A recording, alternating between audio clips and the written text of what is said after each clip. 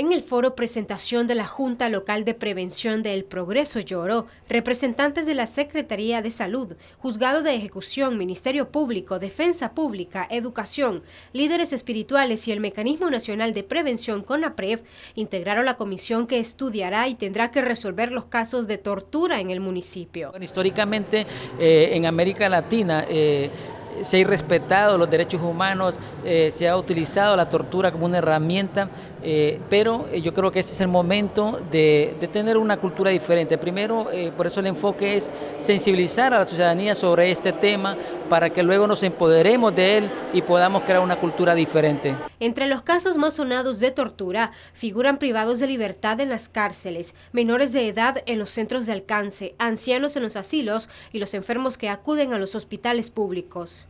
El colectivo de la diversidad sexual tiene una vulnerabilidad bastante específica. Lesbianas, gays, homosexuales, transexuales, básicamente suelen sufrir violencia sexual. Las mujeres es un grupo de personas dentro de las personas privadas de libertad que también tienen una situación de vulnerabilidad bastante importante.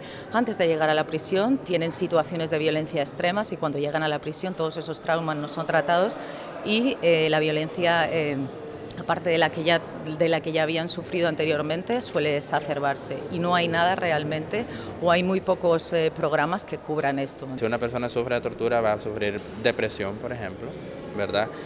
Va a ser una persona muy retraída, va a ser una persona que va a tener muchas dificultades para encontrar un trabajo y un sinnúmero de situaciones que le van a generar problemas para su diario vivir. La tortura no solo es física, sino también psicológica. Si a usted la dejan en un espacio reducido, por ejemplo, en un centro penal en el que no le dé un poco de sol, en la que no le den agua, en la que usted no tenga el espacio para poder moverse, eso es tortura.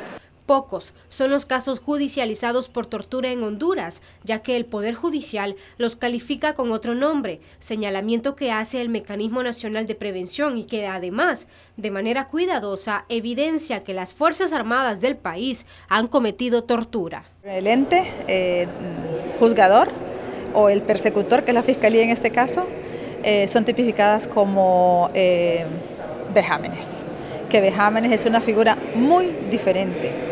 Entonces, de manera que el desafío que tenemos es muy grande, que inicia incluso por formar, por capacitar a los diferentes operadores de justicia en estos temas. Desde que se creó o se delegó el tema de seguridad del país en las Fuerzas Armadas, así a quemarropa, han habido excesos que no dudaría yo que si estuviésemos en un Estado de Derecho en donde hubiese un respeto irrestricto de la normativa, pudiesen agrandar, engrosar esas estadísticas. Germán Mendoza Rivera es un sobreviviente de las torturas que en la Penitenciaría Nacional Marco Aurelio Soto cometieron en su contra policías y la gran prueba de violación de los derechos en los centros penales. Me cortaron mis derechos de comunicaciones, la privacidad con mis abogados, fui objeto de violaciones y vejámenes, fui torturado por parte de la policía penitenciaria en el módulo de máxima seguridad en el penal de Támara, de la Penitenciaría Nacional Marco Aurelio Soto, donde pasaba a veces hasta una semana esposado de manos y pies y me tiraban latas de gas lacrimógeno dentro de la celda. Me negaban mis alimentos, me negaban el derecho a una llamada, me negaban la privacidad con mi abogado, permitían que otros privados de libertad dentro del módulo de máxima seguridad ingresaran y me victimizaran y me cometieran vejámenes en mi contra.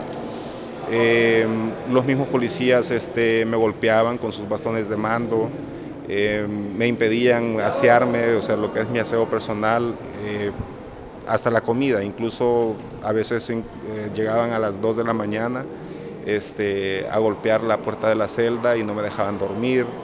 Este próximo viernes a las 8 de la mañana en las afueras del Palacio Municipal, el equipo de coordinación de la Junta Local de Prevención de la Tortura socializará sobre la prevención de la tortura en conmemoración del Día Internacional de Apoyo a las Víctimas de la Tortura. Para TP Noticias, Cristina Cantillano.